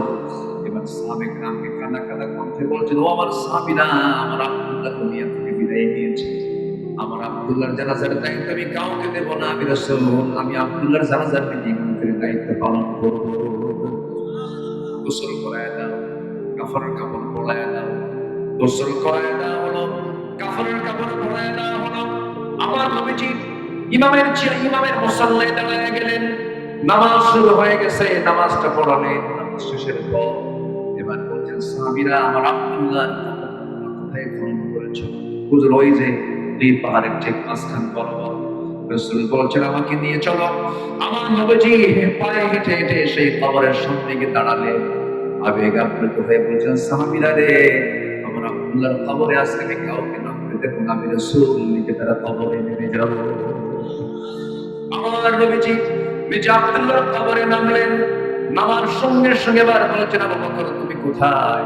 লাব্বাইকা ইয়া রাসূলুল্লাহ, তুমি আমার ডানে নাম। ওমর কোথায়? হুজুর এই জায়গায়, এই জায়গায়, তুমি আমার বামে নাম। দুজনকে দুই পাশে নামায়া দিয়া দাঁড় করায় দিয়া আমার নবীজি দুটো হাত সামনের দিকে বাড়ায়া দিয়ে বলছে, সাহাবীরা রে, কলিজার টুকরা প্রিয় সাহাবী আব্দুল্লাহর লাশটা তোমরা আমার হাতে তুলে দাও। লাশটা যখন তুলে দেওয়া হলো, রাসূল বলেছেন, আবু বকর মাথা ধরো, ওমর পাটা ধরো। তিনজন মিলে কবরে শোয়া দিলেন। তিনজন মিলে কবরে শোয়া দিয়া আমার নবীজি বুকের উপরে হাত রেখে আবেগ আপ্লুত হয়ে বলেছেন, আর সে পারে কান্না। এই মুহূর্ত পর্যন্ত আব্দুল্লাহ যতদিন আমার সামনে ছিল, একটা সেকেন্ডের জন্য কোনোদিন আমার সঙ্গে বেয়াদবি করে নাই। আমার খুব প্রিয় সাহাবী ছিল, খুব অত্যন্ত কাছের সাহাবী ছিল। আল্লাহ মেহেরবানি করে আমি আমার আব্দুল্লাহর উপরে 100% সন্তুষ্ট আছি। আমি আব্দুল্লাহকে মাফ করে তার প্রতি রাজি হয়ে যাও। এমন করে যখন দোয়া করছিলেন, সাহাবায়ে কেরামদের মধ্যে কান্নার লোল পড়ে গেছে। পাশে দাঁড়িয়ে থাকা একজন সাহাবী, সাদ ইবনে ওয়াক্কাস নামে একজন সাহাবী, দিগ্বিজয়ী বীর ছিলেন, একজন বড় সিপাহ সালার ছিলেন। যুদ্ধের ময়দানে যুদ্ধ করতে নিয়ে কোন এক যুদ্ধের সামনে বিশাল বড় সমুদ্র পেলেন, যুদ্ধ জাহাজ নাই। এবার হাজার হাজার সাহাবীকে লক্ষ্য করে বলেছিলেন, ও দিনের পথের মুজাহিদেরা, কালেমার এই পতাকা আমরা সমুদ্র পারে গিয়ে উত্তীর্ণ করতে চাই, বিজয়ী করতে চাই। যুদ্ধ জাহাজ নাই, কিন্তু আমি আল্লাহর নামে ঘোড়া সমুদ্রকে চালায় দেব, তোমরা আমাকে ফলো করবে। হাজার হাজার সৈন্য নিয়ে সেই দিন তিনি সমুদ্রের পার থেকে ওপারে খরস্রোতা সমুদ্র পাড়ি দিয়ে চলে গেছে। আল্লাহ কি সাহায্য দেখেন, ঘোড়া পর্যন্ত সমুদ্রের পানি স্পর্শ করে নাই। সেই সাহাবীর ওয়াক্কাস রাদিয়াল্লাহু তাআলা যুদ্ধের ময়দানে এত বড় একজন দিগ্বিজয় ছিলেন, তিনি পাশে আল্লাহর দরবারে প্রার্থনা করে বলছেন, আয় আরশের মালিক আল্লাহ রাব্বুল আলামিন, আজকে আমি যদি জীবিত সাত বিলাবি অভ্যাস না হয়ে যদি ওই কবরের যদি বাসিন্দা হয়ে যদি আজকে দুনিয়া থেকে বিদায় হতে পারতাম, আমার জীবনটা বড় ভাগ্যবান, জীবনটা বড় প্রসন্ন হয়ে যেত, আমি বড় ভাগ্যবান মনে করতাম। কারণ যে কবরে একজন কবরবাসীকে দাফন করার জন্য শেষ বিদায়ের জন্য পৃথিবীর সেরা সেরা তিনজন মানুষ তার কবরে নেমে যায়, যখন সুবহানাল্লাহ। আমার ভাইরা, এই যে সম্মান, এই যে মর্যাদা, এটা করার কারণ হলো ঈমান এনেছেন, ঈমান টিকে থেকেছে, ঠিক কিনা? ঈমান এনেছি, ঈমান থেকে টিকে রাখবো, কারোর কাছে বিক্রি হবো না। সবাই রাজি আছেন তো ইনশাআল্লাহ? সামনে কিন্তু বিক্রির দিন আসতেছে। আমার কথা কি বুঝতেছেন আপনারা? সামনে কিসের দিন আসতেছে? বিক্রি হওয়ার দিন আসতেছে। বিক্রি হওয়া যাবে না, বিক্রি হবো না। জোরে বলি ইনশাআল্লাহ, আরো জোরে বলি ইনশাআল্লাহ। ঈমানদার রাতে জেগে থাকবে, শুধু জেগে থাকবে না, চোখের পানি ফেলে ফেলে কাঁদবে। কান্নার সময় কখন বলেন আমাদের? বলুন তো, কান্নার সময়টা কখন? রাতে। বলেন কোন সময় বলেন? আল্লাহ পাক রাতের কান্নাকে বেশি পছন্দ করেন। আল্লাহ রাব্বুল আলামিন বলেন, والذين يبيتون لربهم سجدا وقياما والذين يقولون ربنا اصرف عنا عذاب جهنم إن عذابها كان غراما جرب الله أكبر রাতের আধারে যখন হবে সব মানুষ ঘুমিয়ে পড়বে, যারা আল্লাহর পছন্দের বান্দা তারা ডুকরে ডুকরে কেঁদে কেঁদে বলবে, আল্লাহ জাহান্নাম থেকে তুমি আল্লাহ আমাকে বাঁচায় দাও, জাহান্নাম থেকে তুমি আমাকে রেহাই দাও। আল্লাহর সামনে তারা রোনাজারি করবে। তাকওয়াটা কাকে বলে? সাইয়্যিদুনা ওমর ফারুক রাদিয়াল্লাহু আনহু একদিন বসে আছেন, তার নামের ঘোষণা দিচ্ছে একজন তো জাহানের খলিফা ওমর ফারুক। উনি এই লকবটা তার কানে শোনা মাত্রই করলেন কি, চেয়ার থেকে নেমে তিনি জমিনে নেমে পড়লেন। বালুর ভিতরে ধুলার মধ্যে গড়াগড়ি দিচ্ছেন, গড়াগড়ি দিয়ে বলছে, ওমর তোর মতো অহংকার চলেছে এসেছে, ওমর তুই অহংকারী হয়ে গেছিস। বারবার তিনি ধুলায় ধরে নড়ছেন, বলছেন, আল্লাহ তোমার নামের কসম করে বলি, আল্লাহ তুমি অহংকার মুক্ত হৃদয় দিয়ে দাও, যেরকম সুবহানাল্লাহ। আমার বন্ধুগণ, একটু মনোযোগ দিয়ে কথাগুলো শুনবো আমরা। মুত্তাকি কারা? আরেকটা শ্রেণী যারা আল্লাহকে না দেখে ভয় করে, বিনীত হৃদয়ে আল্লাহর নিকট উপস্থিত হয়, আল্লাহ যারা তাদেরকে মুত্তাকি বলেছেন। নাম্বার 3 হলো যারা ঈমান আনবে, সালাত কায়েম করবে, যাকাত আদায় করবে, আল্লাহর পথে খরচ করবে, দুঃখ দুর্দশায় ধৈর্য ধারণ করবে, তারা হলো ঈমানদার। যখন সুবহানাল্লাহ। আর ঈমানদাররা মুত্তাকি হয়, ঈমানদাররা কি হয়? মুত্তাকি হয়। মুত্তাকি বান্দা জান্নাত পাবে, ঈমানদার বান্দা জান্নাত পাবে। কিন্তু ফাসিক, জালিম, মুনাফিকরা কখনো জান্নাত পাবে না। আস্তে বলুন না, পাবে। দোয়া করে দিই নাকি? আলোচনা চালাবো। অনেক আলোচনা এখনো সামনে পড়ে আছে, কিন্তু ভয় পাচ্ছি যে আপনি দৌড় মারেন চলে থাকতে রাজি আছেন তো ইনশাআল্লাহ? আল্লাহ কবুল করুন, জোরে বলি আমিন। সম্মানিত ভাইরা, এই পৃথিবীতে যত মাখলুক আছে সব মাখলুক কিন্তু আল্লাহর জিকির করে। সুবহানাল্লাহ বলবেন না? কোন মাখলুকের মধ্যে জিকিরে কোনো কৃপণতা নাই, কিন্তু কৃপণতা আছে কার মধ্যে? বলেন বলেন, কার মধ্যে? বান্দার মধ্যে সমস্যা। আমরা আল্লাহর শুকরিয়া আদায় করতে কখনো কৃপণতার পরিচয় দেব না। সর্বক্ষণ আমাদের দায়িত্বই হবে তার শুকরিয়া আদায় করা। কার জিকির করা? আল্লাহর জিকির। জানেন, এই পৃথিবীতে দিলের খোরাক, দিলের প্রশান্তির জন্য পৃথিবীতে কোন ওষুধ পাবেন না। কিসের আমেরিকা, কিসের ইউরোপ, কিসের আফ্রিকা, কিসের আপনার স্বপ্নের দেশ ইউকে, লন্ডন, কিচ্ছু না। পৃথিবীর কোথাও আপনি অন্তত অন্তরের প্রশান্তির জায়গা, প্রশান্তি, অন্তরের প্রশান্তি সৃষ্টি করার মতো জায়গা পৃথিবীতে কোথাও একটা জায়গা থেকে শুধু আপনি অন্তরের প্রশান্তি পাবেন, সেটা হচ্ছে আল্লাহর জিকির। কার জিকির বলো? আসতে বলবেন না, কার জিকির? কার জিকির? আল্লাহ। আল্লাহ রাব্বুল আলামিন বলেন, আলা বিযিকরিল্লাহি তাতমাইন্নুল কুলুব। জয় বলুন আল্লাহু আকবার।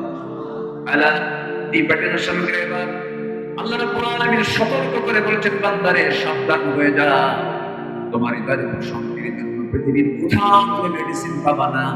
তোমার হৃদয়ে প্রশান্তি দেওয়ার জন্য আমি আল্লাহ আমার জিকির, আমার নামের জিকির করো, তোমার সমস্ত শান্তি আমি আল্লাহ দূর করে দেব।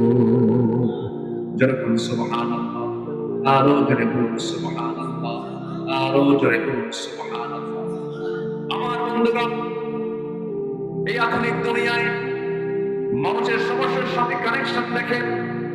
আজকের মানুষ টাকা আছে, শান্তি নাই, বিনোদন আছে, প্রশান্তি নাই, বন্ধু আছে, আত্মার সঙ্গ নাই। আজ মনোবিজ্ঞান স্বীকার করতে বাধ্য হচ্ছে, over thinking can not be cured by more thinking, it needs a higher connection. পৃথিবীর কোনো কিছু দিয়া আমার আপনার চিত্তের কোনো খোরাক পাওয়া যাবে না। টাকা দিয়ে হবে না, পয়সা দিয়ে হবে না, জম দিয়ে হবে না, মাল দিয়ে হবে না, সন্তান দিয়ে হবে না, পোশাক দিয়ে হবে না। এর জন্য একটা উচ্চ সংযোগের দরকার। সেই উচ্চ হায়ার কানেকশনের নাম হলো বান্দার সঙ্গে আল্লাহর সম্পর্ক। যেরকম সুবহানাল্লাহ।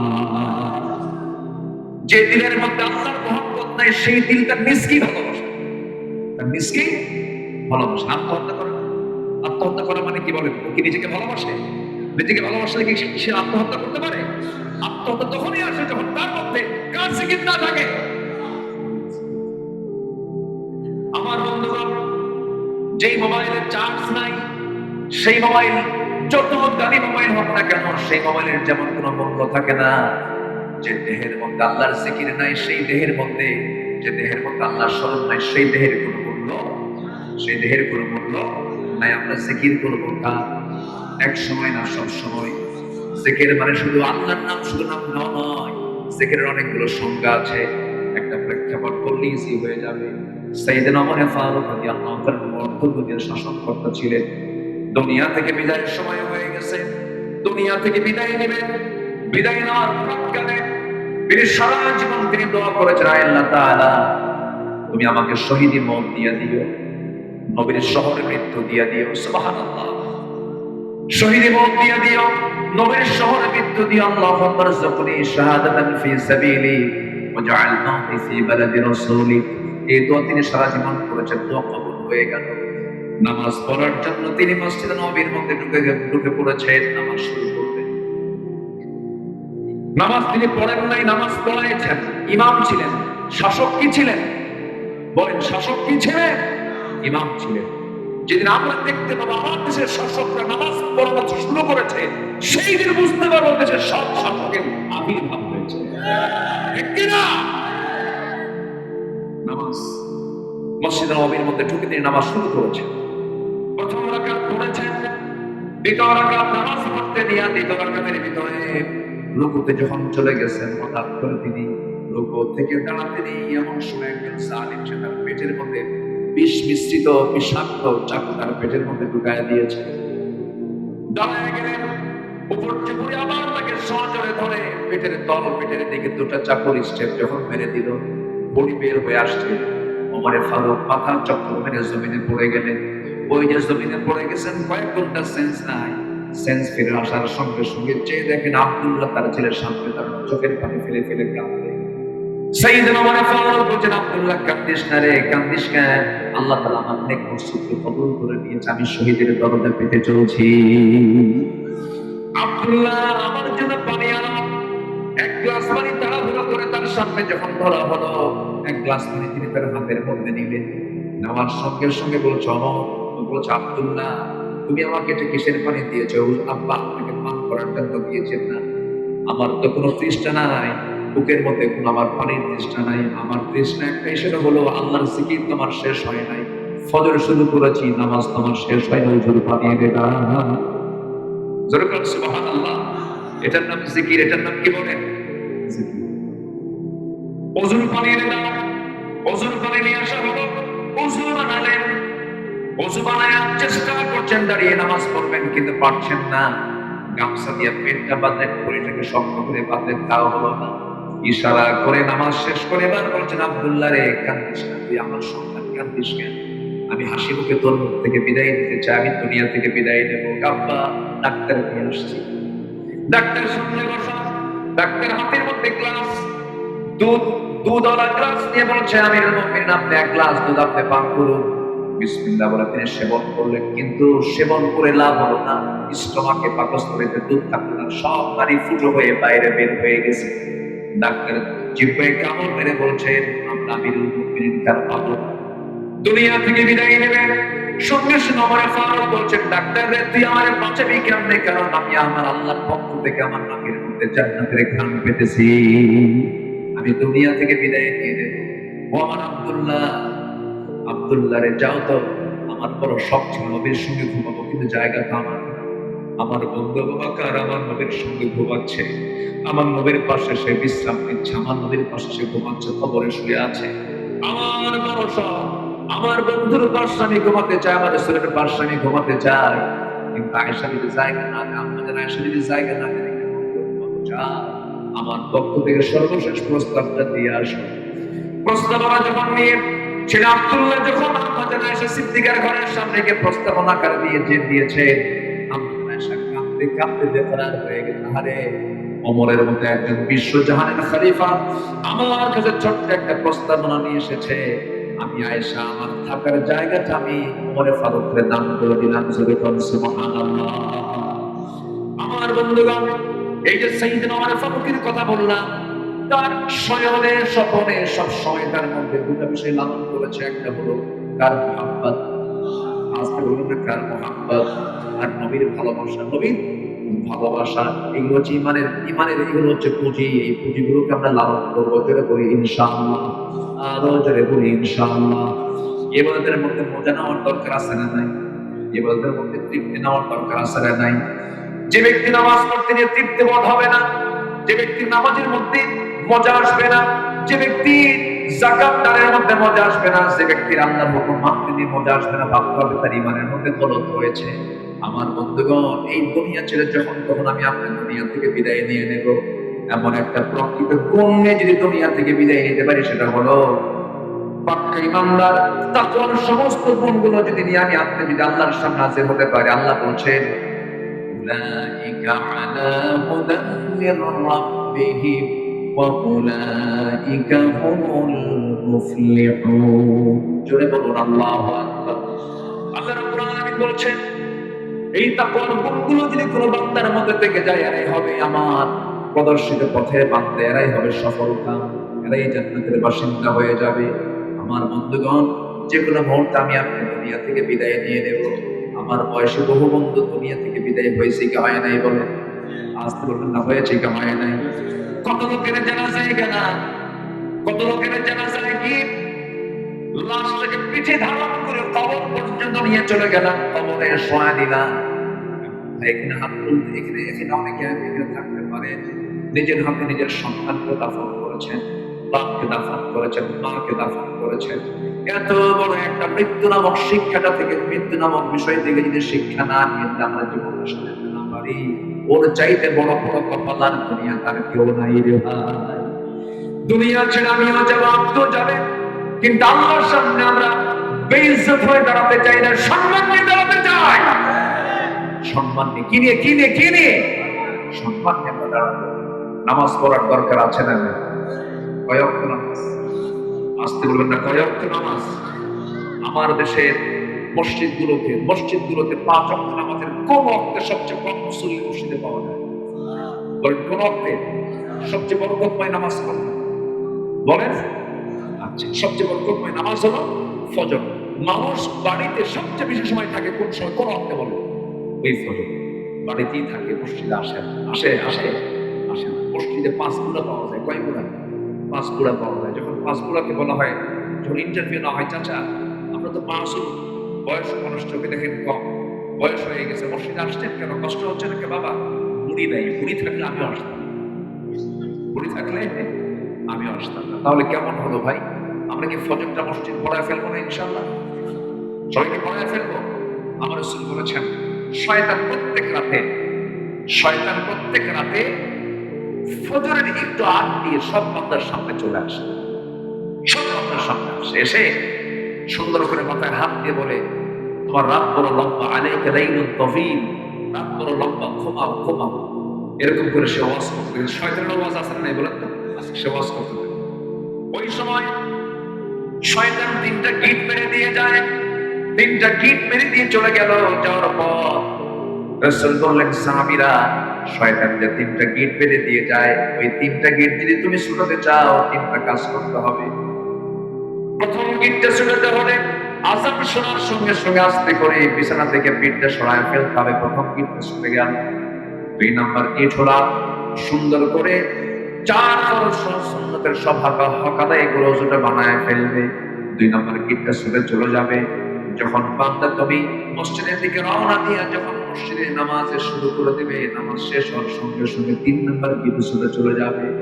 যখন ওই বান্দা এই 3টা কাজ করবে, আগামী একটা দিন পর্যন্ত কোনো শয়তান তার ধারে বসে আসার সাহস পায় না। ফজর পড়বেন কারা কারা হাত তুলে দেখান তো দেখি, দেখো তো কারা কারা তুললো না। চিৎকার মেরে বলি ইয়া আল্লাহ, আরো জোরে বলি ইয়া আল্লাহ।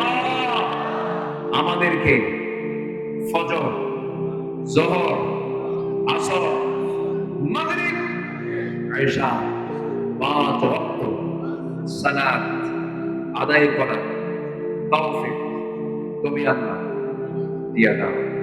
জোরে বলি আমিন, আরো জোরে আমিন, আরো জোরে আমিন, আরো জোরে আমিন। আল্লাহ যেন সবাইকে নামাজি বানায়। আমার দেশে মাত্র 5% লোক নামাজ পড়ে, আর বাকি 95% মানুষ নামাজ পড়ে না। এটার জন্য সম্পূর্ণ ব্যর্থতার দায় হলো 14 বছর যারা দেশের ক্ষমতায় ছিল। শুধু ব্যক্তিকে দোষ দিলে হবে না, নামাজের পরিবেশ তারা তৈরি করতে সাহায্য করেনি।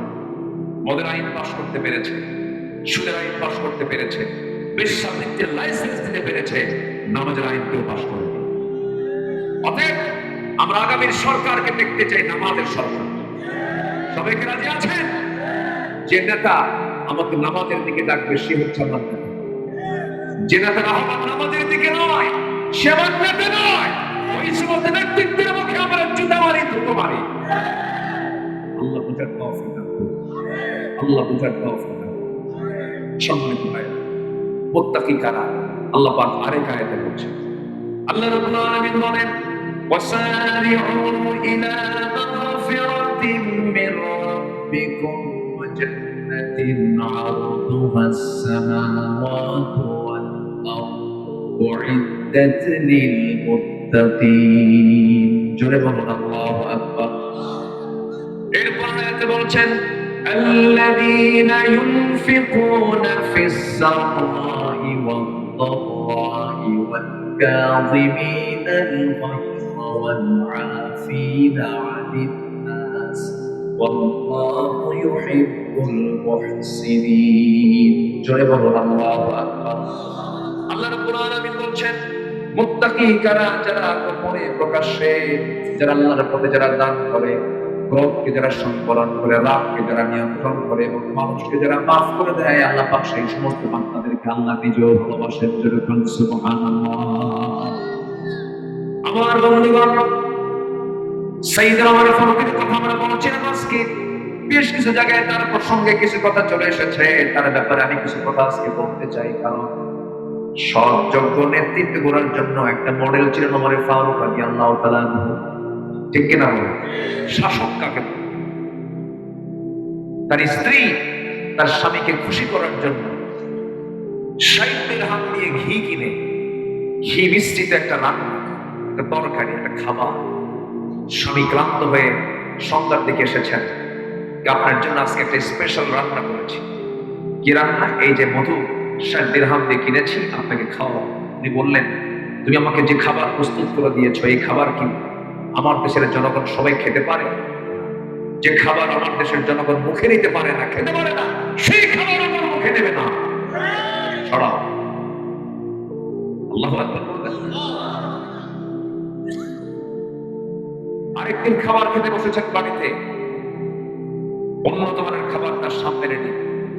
তিনি বললেন, আমার স্ত্রী, তুমি এই সমস্ত খাবারগুলো পাই না কোথায়? আমি নিজে কিনে এনেছি, খাবার সংগ্রহ করেছি, কিছু টাকা জমা হয়েছে, তাই টাকাগুলো পাই না কোথায়?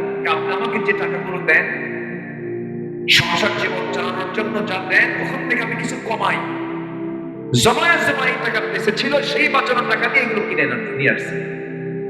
উনি অর্থমন্ত্রীর কাছে গিয়ে বললেন, শোনো, আমার মাসিক বেতন যেটা ছিল তার থেকে তুমি এত টাকা কমায় দাও, যে টাকার বাজার করছে, যে টাকা বেঁচে গেছে, ওই বেতনটা আমার লাগবে, ওটা ফেরত দিও। আল্লাহ পাক সাইয়েদনা ওমর ফারুক রাদিয়াল্লাহু তাআলা রাষ্ট্র থেকে তিনি এক শিশি আতর পেয়েছেন, এক শিশি কি পেয়েছেন? আতর। সে আতর নিয়ে এটাকে 5 ভাগ করতে হবে, তার প্রতিবেশী 4 জন আর উনি একজন 5 জন। স্ত্রীকে বলেন, স্ত্রী এটাকে 5টা ভাগ করো। এই 1 মিনিট যেতে না যেতে আবার ডাকতে বলছেন যে স্ত্রী আমি তোমাকে ভাগ করতে দেবো না। তখন প্রতিবেশীর কাছে চলে গেছেন, গিয়ে বলেন এটা 5 ভাগ করো। 5 ভাগের 1 ভাগ উনি নিয়ে চলে আসলেন। স্ত্রীর সামনে এসে বলছে, আমার স্ত্রী আমাকে মাফ করে দিও, আমি তোমাকে সন্দেহ করি, আমি তোমাকে ভালোবাসি, কিন্তু তোমাকে ভাগ করতে দিলাম না, এর কারণ আছে। কি কারণ? এটা বলো না। সাইয়েদনা ওমর ফারুক বলছেন, আমার প্রাণপ্রিয় স্ত্রী, আমার সন্তানগুলোর ভরণ পোষণ, ওদের দেখাশোনা সবকিছু তুমি করো, ওদের সমস্ত লালন পালন গুলো তুমি করো। আমি রাষ্ট্র চালাই, তুমি আমার পরিবার চালাই, আমি তোমাকে সন্দেহ করবো কেন? কিন্তু আমি তোমাকে ভাগ করতে এই জন্য দেই নাই, কারণ আতর হলো লিকুইড জিনিস, তরল জিনিস।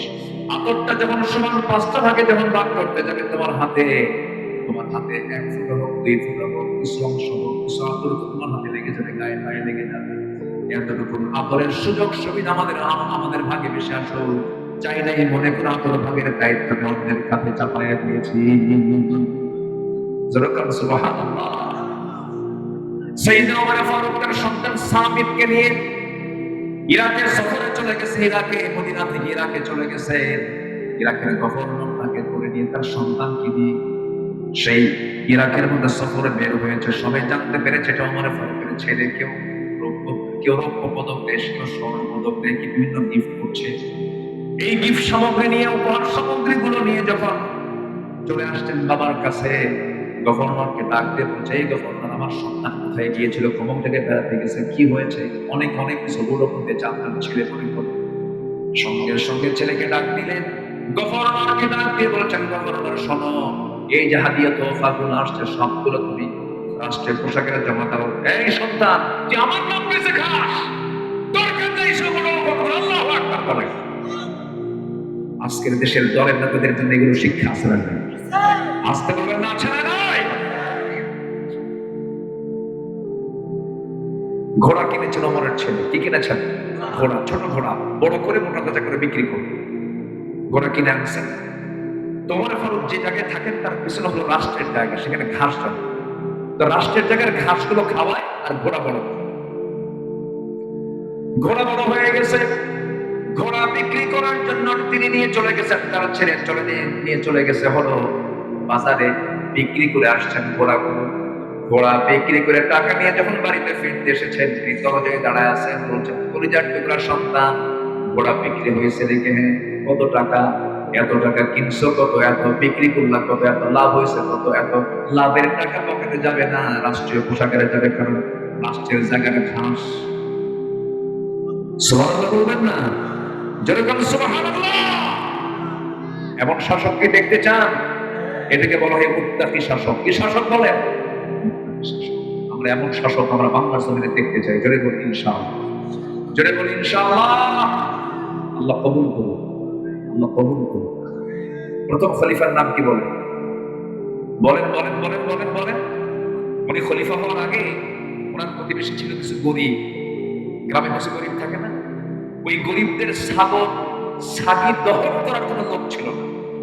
কে দহন করে দেবে? উনি প্রত্যেক দিন করতেন কি, ওই গরিব লোকের বাড়িতে গিয়ে ছাগিগুলো দহন করে দিয়ে আসতেন, দুধ দহন।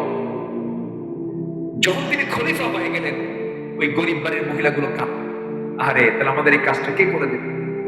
ছোট্ট একটা মেয়ে এসে সাইয়েদনা আবু বকর সিদ্দিক রাদিয়াল্লাহু আনহুর সামনে এসে চোখের পানি ফেলে ফেলে কাঁদে আর বলে, আহারে, আপনি তো খলিফা হয়ে গেলেন, আমাদের ছাগির দুধ দহন করে দেবে কে? লোকদার নাই আমাদের। তিনি মুস্কি হাসি মেরে তাকে জড়িয়ে ধরে বলছে, ছোট্ট সন্তান, চিন্তা করো, শুধু তোমার নয়, এই গ্রামের যত লোকের ছাগি আমি আগে দুধ দহন করতাম, রাষ্ট্রীয় ক্ষমতা পেলে কি হবে? খেদমতের কাজ আমার কখনো এক চুল পরিমাণ বন্ধ হবে না। যেরকম সুবহানাল্লাহ। তার বাড়ির পাশে এক গরিব মহিলা ছিলেন, স্বামী নাই, ছেলে নাই, মেয়ে নাই, কিচ্ছু নাই, এরকম নিঃসন্তানে থাকে না। কেউ নাই তার পাশে, কে দেখবে তাকে? সাইয়েদনা আবু বকর প্রত্যেক রাতে তার খেদমত করে আসতেন, তার কাপড় চোপড় ধুয়ে দিতেন, তার রান্না বান্না করে দিতেন, তার খাবারগুলো ধুয়ে টুয়ে পরিষ্কার করে দিয়ে আসতেন। খেলাফতের দায়িত্ব যখন পেয়েছেন, সাইয়েদনা ওমর ফারুক ভাবলেন এই মহিলার খেদমত করার তো মনে হয় আর কেউ থাকবে না, আমি যাই খেদমত করার জন্য। দরজায় গিয়ে নক করে বলছেন, বুড়িমা দরজা খুলে দেন, আমি ওমর খেদমত করার জন্য আসছি। খেদমত করে দিয়ে চলে গেছে, কে? চিনি না। পুরো অবাক হলেন, কে করলো এই খেদমত, করলো কে? 3 রাত পর্যন্ত তিনি খুঁজলেন, পেলেন না। তৃতীয়তম রাত্রিতে যায় দেখেন খালি পায়ে কে যেন তাড়াহুড়ো করে ঘরের মধ্যে ঢুকতেছে। উনি পাশে দাঁড়ায় আছেন, খপ করে হাত ধরছেন। ধর্মমন্ত্রী সাহেব থেকে দেখে কেউ না, যেরকম সুবহানাল্লাহ। ওমর ফারুক কেঁদে ফেলে বলছেন, সব কি আপনি করবেন? আপনার কিছু করতে দিবেন না? সারাদিন রাষ্ট্র চালাবেন, রাত্রেবেলা এগুলো করবেন আপনি? উনি কেঁদে কেঁদে বলছে, ওমর আমার আমলনামা আমার হাতে, তোমার আমলনামা তোমার হাতে, আমাকে কাজগুলো করতে দাও। গোটা রাত তিনি খালি পায়ে হাঁটতেন। সাইয়েদনা আবু বকর তাকে বলা হলো, আপনার সারাত তুমি খালি পায়ে পাথরওয়ালা রাস্তায় হাঁটে, পা ফেটে যাবে, রক্ত বের হয়ে যাবে। তিনি জবাব দিলেন, শুনেন ভাই, আমাকে খালি পায়ে হাঁটতে দিবেন, কারণ যদি আমি জুতা পায়ে হাঁটি, রাতের বেলা জুতার তলার সঙ্গে পাথরের একটা আওয়াজ হবে, ধাক্কা একটা আওয়াজ হবে। সে আওয়াজে এই গভীর রাত্রে আমার নাগরিকের ঘুমের যদি ব্যাঘাত হয়ে যায়, কিয়ামতের দিন আমাকে আসামির কান করে দাঁড়িয়ে তারা জবাব দিতে হবে। আল্লাহু আকবার। ওই মহিলার বাড়িতে 2 বছর তিনি একটানা খেদমত করেছেন, রাষ্ট্র চালাইছেন। দুনিয়া থেকে বিদায় নিলেন। প্রথম খলিফা বুড়ি জানে না, বুড়ি মহিলা জানেন না যে প্রথম খলিফার ইন্তেকাল হয়ে গেছে। সাইয়েদনা ওমর ফারুক খেলাফতের দায়িত্ব গ্রহণ করার পরের দিনে তিনি চলে গেছেন তার খেদমত করার জন্য। দরজায় কড়া নেড়েছেন, দরজা খুলে গেছে। খেদমত করেছেন, খেয়াল করেন নাই কে খেদমত করার জন্য আসছেন, মহিলা টের পান নাই। খেদমত শেষে চলে গেছেন, সামনে খেজুরগুলো ধুয়ে রাখা হয়েছে, মহিলা খেজুরগুলো গ্রহণ করছিলেন। হাত দিয়ে যখন খেজুর খেতে নিলেন, খেজুর খেতে নিয়ে দেখেন খেজুর মুখে নামার সঙ্গে সঙ্গে তার দাঁতের নিচে খেজুরের বিচি লেগে গেছে। তিনি বলে ফেলেন, ইন্না লিল্লাহ, আমার প্রথম খাদেম আবু বকর পৃথিবীতে বেঁচে নাই। আমার আবু বকর যখন আমার খেদমত করতে আসতো, শুধু খেজুরগুলো ধুয়ে দিত না, খেজুরের বিচিগুলো ফেলে দিয়ে আমার সামনে খাওয়ার সুবিধার জন্য রেখে দিত। সুবহানাল্লাহ, আল্লাহু আকবার। রাস্তা দিয়ে যাচ্ছিলেন হেঁটে হেঁটে, হঠাৎ করে পিঁপড়ার একটা দল দেখলেন। সে পিঁপড়ার দলের যে লিডার ওমর ফারুক দেখেন যে পিঁপড়ার ওই ছোট্ট পিঁপড়ার পায়ের সাথে একটা সুতা লাগানো, সে হাঁটতে পারছে না। তিনি সেই পিঁপড়াটা তুলে তার সুতাটা সরাইয়া দিয়ে বললেন, এই পিঁপড়া যে হাঁটতে পারছে না, তার সুতা লেগেছে, এটার জন্য ওমরকে একদিন আল্লাহর আদালতে জবাব দিতে হবে। কথা বুঝতেছেন? এটার নাম শাসক। এটার নাম কি বলেন? সেই শাসক আমরা দেখতে চাই চোর না মুত্তাকি? চোর না আল্লাহওয়ালা। আল্লাহ আমাদেরকে বোঝার তৌফিক। জোরে বলি আমিন, আরো জোরে আমিন। মন চাচ্ছিল আরো কথা বলি, অনেক রাত হয়েছে, যতটুকু হয়েছে তা বলে ফেলি আলহামদুলিল্লাহ। জোরে বলি আলহামদুলিল্লাহ।